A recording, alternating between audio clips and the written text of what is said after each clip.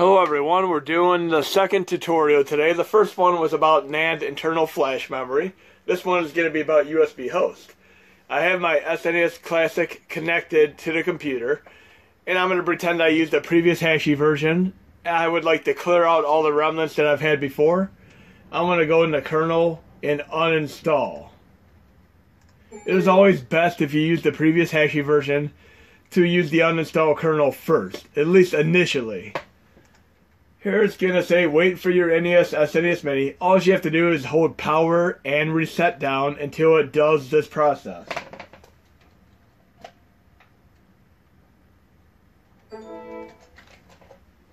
Now then, we're going to do some multitasking here. I'm going to set up a flash drive for USB host as well. I'm going to format this drive, and there are two things you can do. One, you could do a quick format, or two, you could do a slow format, which is going to take a while. I'm going to do a very quick format. It'll wipe everything on the disk. And let's pay attention to what's going on over here. So I do quite a bit of multitasking. It's asking me if I would like to flash the original kernel. There's no reason to do that unless you have an unpack RAM disk error or you want to sell the system again. So I'm going to click no. Then I'm going to custom kernel flash. Same thing, hold power and reset. And I apologize if you watch my NAND video as well. I'm going to be repeating some of the same information because it is very pertinent to this video as well. But this is going to be using Mortal Kombat Custom OST, that magnificent OST soundtrack, as the base point for this video. Now after you first format the drive, you can always come back later and go to Properties. And you'll get a little menu pulling up, like a little tab once you do that. Might take a second since I'm doing multitasking here. There we go. Tools. Check now. And this is especially pertinent if you yank the drive out without doing this little thing down here called safely remove hardware and eject media. I very rarely do that, but it is something you should really be doing. But you could do a check for errors like that. If you do a slow format, it tends to do the bottom option here where it says scan for and attempt recovery of bad sectors. That could take a very long time. That's why the quick format, if you just want to get going, is generally okay to use. But we have this process right here, the custom kernel going. It's going to take a minute or two.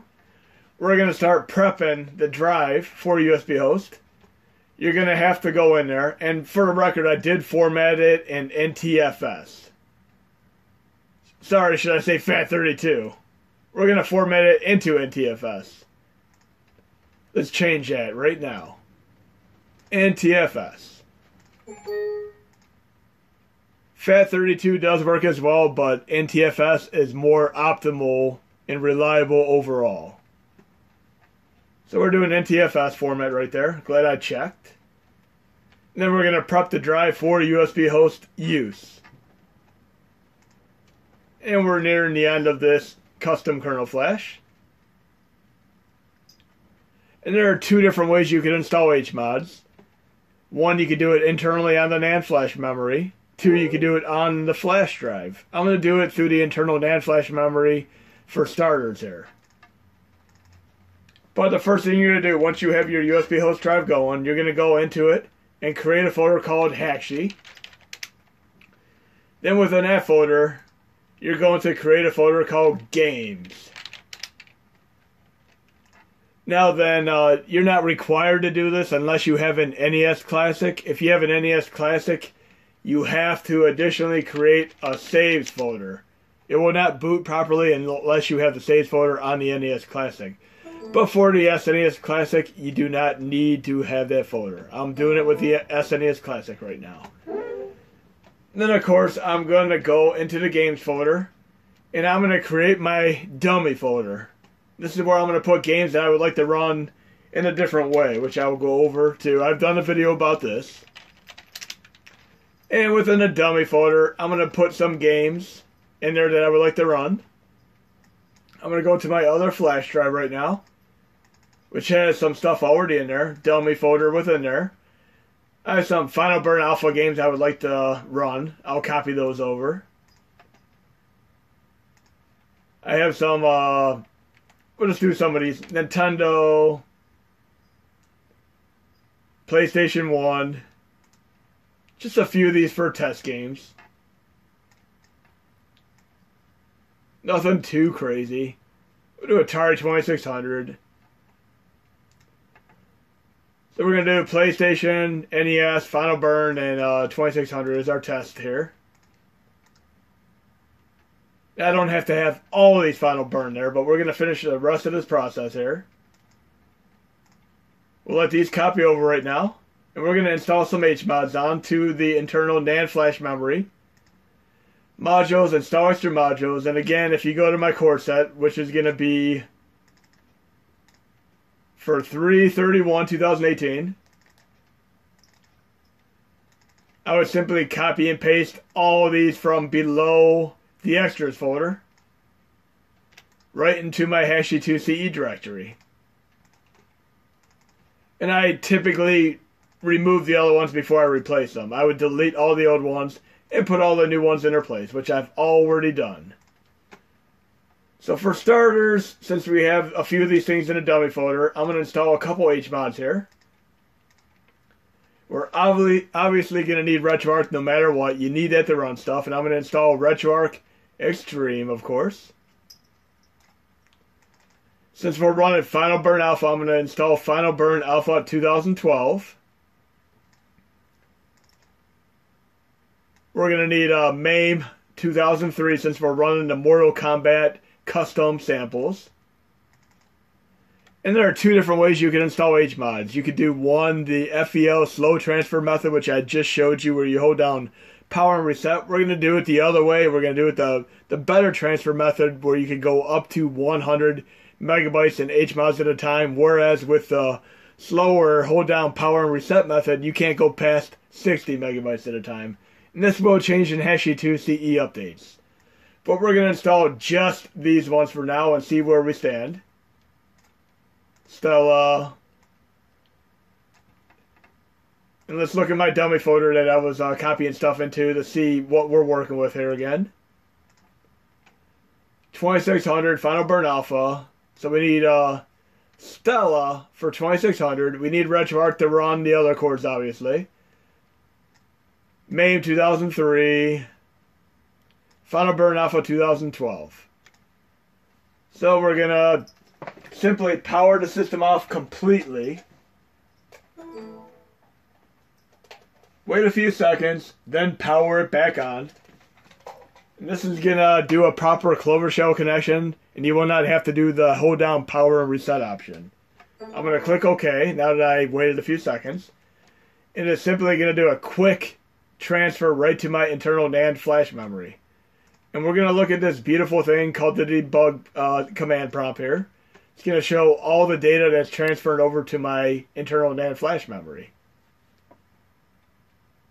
So right now we're running these internally on the internal NAND flash memory. And it'll pull up a little information of how much memory I'm using. And in my other tutorial I showed this, but I'm going to go over it again here. The NES Classic has 330 megabytes of internal flash memory. The SNES Classic has around 250 megabytes. And I would highly recommend sticking to 300 on the NES Classic and 200 on the SNES Classic. If you do not stick to somewhere around this range, 300 or 200 depending on your system, you may try to load a core and or a game and get booted back to the main menu because they're ghosted and corrupt. So I never go past these limits there if I'm on internal NAND flash memory. Now I'm looking right here. I am using 60 megabytes right now. So I have approximately 140 megabytes left. I could go up to around 200 megabytes. But I'm going to, for right now, just install the sample to run Mortal Kombat. Let's do that. So I'm going to go into my core set. And again, I open Windows like countless times throughout my videos. Going into the Extras Arcade Samples folder. And I'm going to copy this specific custom OST sample set for Mortal Kombat. I'm going to go right into my core set. Let's open more and more windows here. Custom samples. I'm going to put it in the root of the directory there for MAME 2003, which I already did, so I can install that just fine. Then I would like to also install my BIOS. Right here, BIOS module. I have all my BIOS in there, and I did a couple videos about this. They're all there, so I'm good to go. If I want to run PlayStation 1, Sega CD, all that good stuff, they're all accounted for. So right now, I'm going to simply power my system on for a few seconds. And I'm going to basically get a Clover Shell connection going again and see exactly which HMODs I have installed.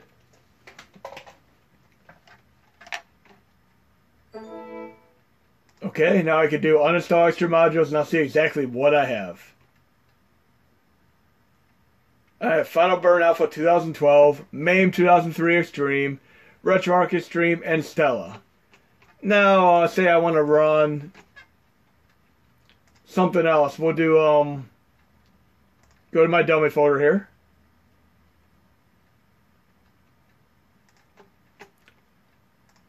I would like to run, say, Intellivision games as well. So I'm going to go to my other folder here.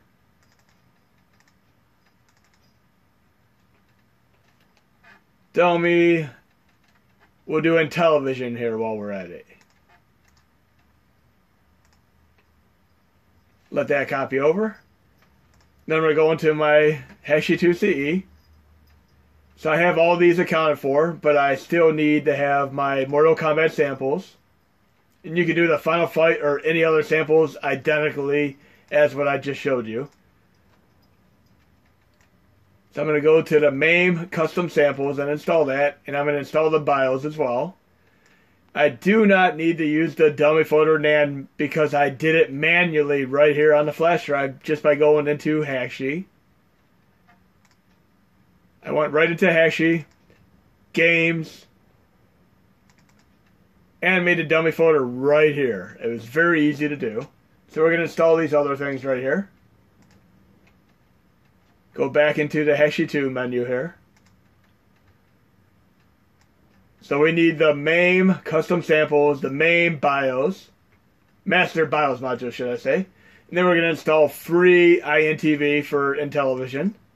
That should be enough to get going here.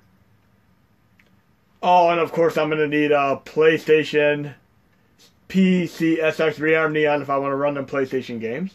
Okay, so I think we're all counted for here. I'm going to click OK because I had the system powered on. It has a proper Clover Shell connection.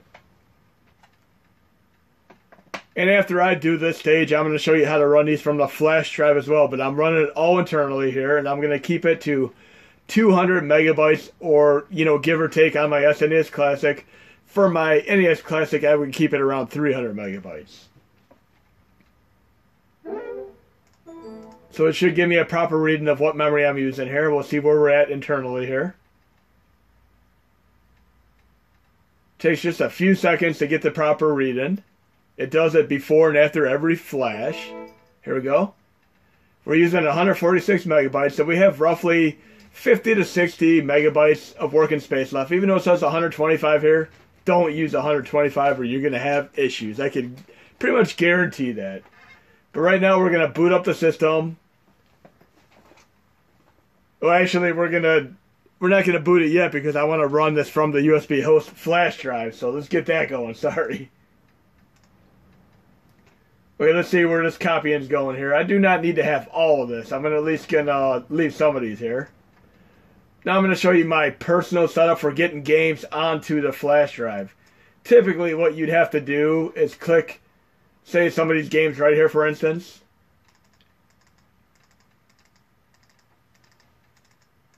And you can run them with or without folders. Right now I'm going to go into settings here. Folder structure, I have it disabled, but right now I'm going to do custom and let it do it. I'm going to click sync, select the games with SNES menu just temporarily. It'll give me a reading of exactly what is in the folder right now. Say I just want to put these ones over. I'll delete these. I'll delete the recycle bin.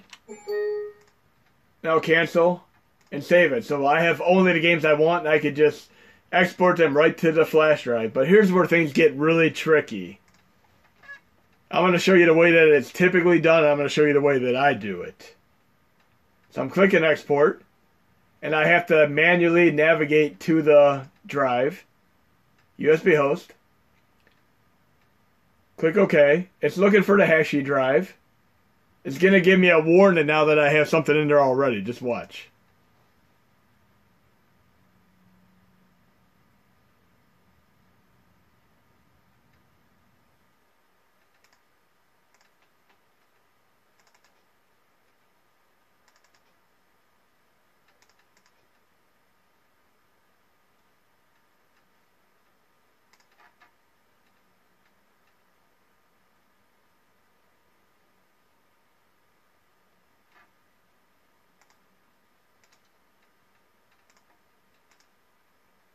So that's the typical way you would sync.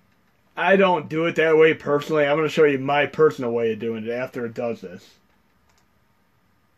But right now it's building a menu for these select few games that I want to do.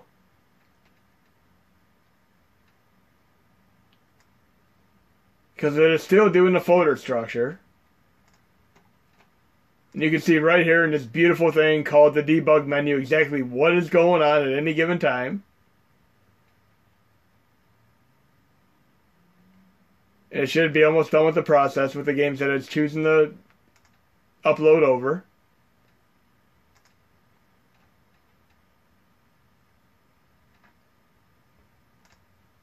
A lot of multitasking going here. I'm copying 3 different folders at the same time.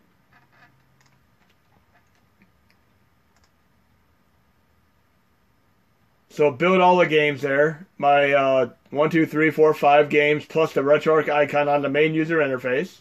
And it is putting them in a folder structure right now.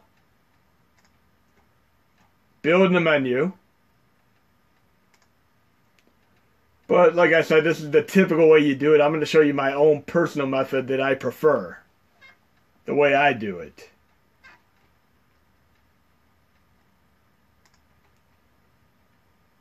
And I'm going to cancel this because I do not need all the Final Burn games. And I don't need all of this either. So I'll let this process complete. I have like 5 things going multitask-wise here. And this is what happens when you try doing too much multitasking. You slow down the overall process. But everything's all good. We'll get through this. Okay, now that I close the other processes, I'll have full control of the flash drive. It did a folder structure here. Just like that. So I can boot up right now and I'll have my folders. But I'm going to show you the way I like to do it personally. So that's how easy folders are to do. So I'm going to go back into the flash drive here. Well, let's go to the right flash drive, the USB host one. Hacci, games. I'm going to delete this because these are the folders that I just added. And instead of that, I'm going to keep my dummy folder there. And I'm just going to manually pick and choose the games that I would like to have in my flash drive. So I'm going to go to the arcade section. To the Mortal Kombat.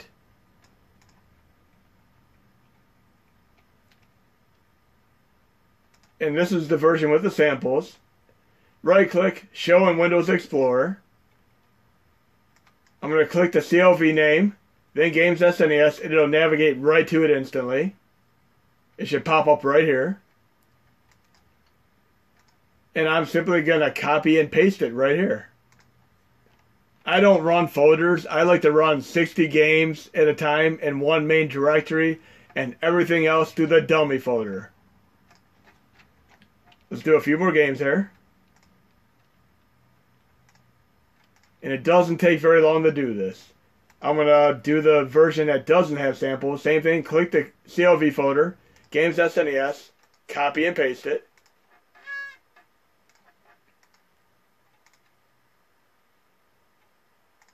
Then I need the RetroArch icon from the main user interface.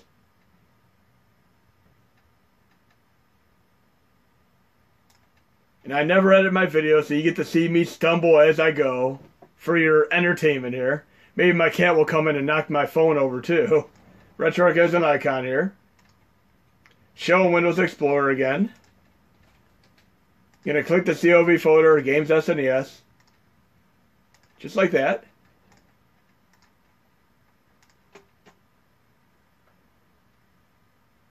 Okay, we should be good to go. Now what I'm going to do is simply switch over to the OTG right now.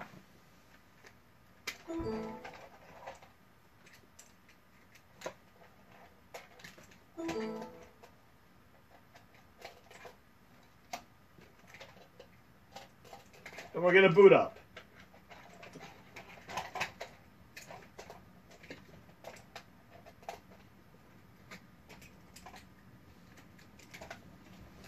And we should get the Mad Monkey splash screen if everything went okay. There we go.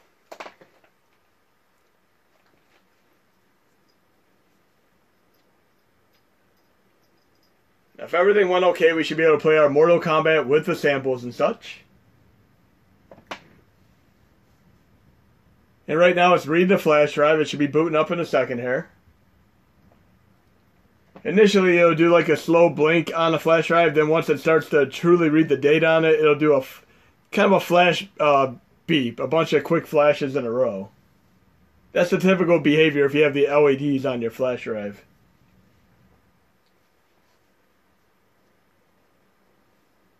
But I've been yanking my flash drive so much. The anticipation here, I want to play this Mortal Kombat custom samples here. And it's looking like it's doing a quick beeping now, so we should be in a moment here.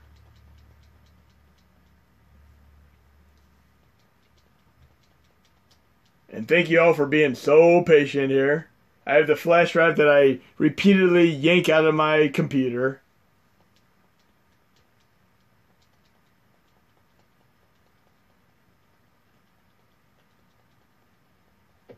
There we go. So we have Mortal Kombat 2, and RetroArch as an icon. We're going to load Mortal Kombat without samples first. And it should be pulling up with MAME 2003 Extreme.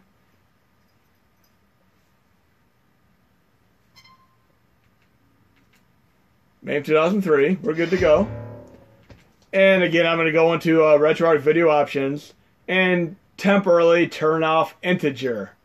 Most of the chords work great with integer on, but for right now I'm going to turn it off for this.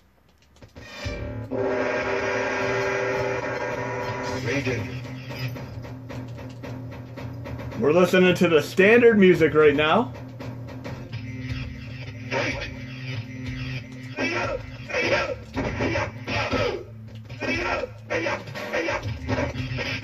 Any of you who have played Mortal Kombat on various MAME emulators over the years are going to realize that it has almost always had sound issues. I mean, it's taken a very, very long time for some of the sound issues to be fixed. But this custom soundtrack is pretty much going to just get right around that. So we're going to load the custom soundtrack now. Same core, but different ROM set, which is going to point directly to them amazing custom OST sound samples.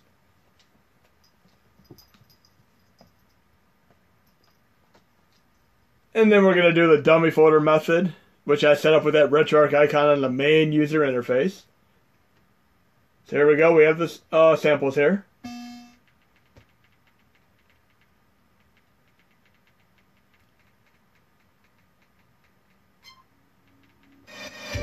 Custom soundtrack. Here we go.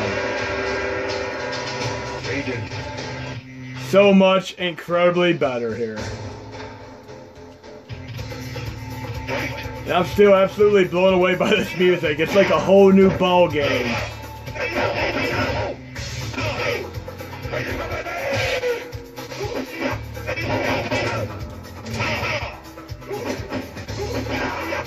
We'll get through one quick match here and see one more set of music here. Then I'm going to post a set after this video is uploaded.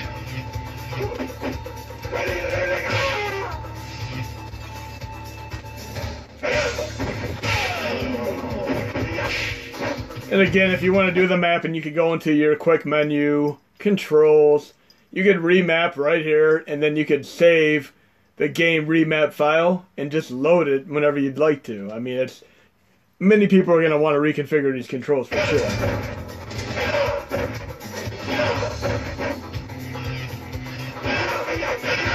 It's been a while since I played this game. I am more of a Tekken and Soul Calibur enthusiast overall.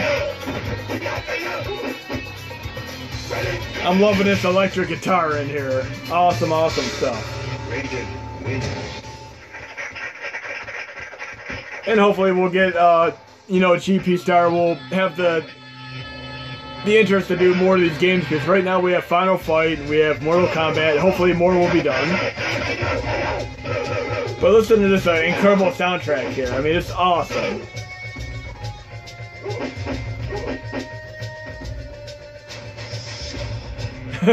Absolutely incredible. But right now I'm going to exit RetroArch. And I'm going to use the dummy folder method. Again, if you go into my core set, into the extras folder, into the Hakchi2 folder, there's going to be a Clover SNES in there that you can just add as a game and just sync it, copy it, export it, whatever, and run it just like this from the main user interface. Then I'm going to go to Load Core. We'll load Final Burn Alpha 2012 and see what games that have copied over successfully.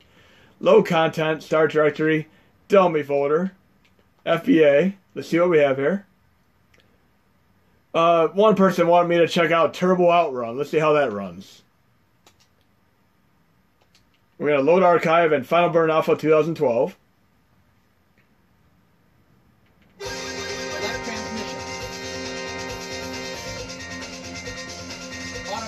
Seems to be running pretty nicely on Final Burn Alpha 2012.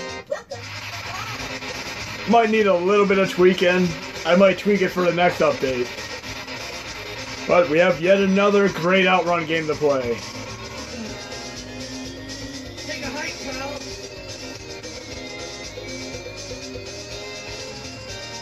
Really, really cool. I'm loving all the different types of Outrun games that are out there, from the original Outrun to Outrunners to this. I mean, they're all incredible. And I especially love the PSP version that was also on PS2.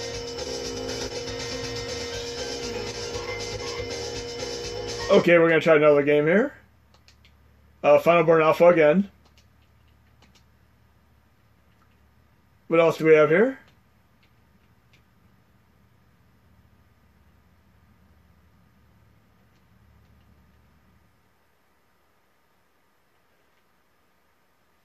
We'll do the Great Mile Rally here, which somebody else wanted me to check into.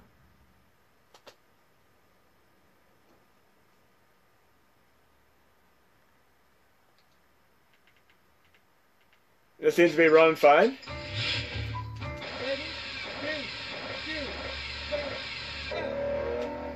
So again, not all of the games that you guys and gals request are going to need, you know, tweaked. It's going to be a matter of which core they're going to be running on to begin with, most optimally.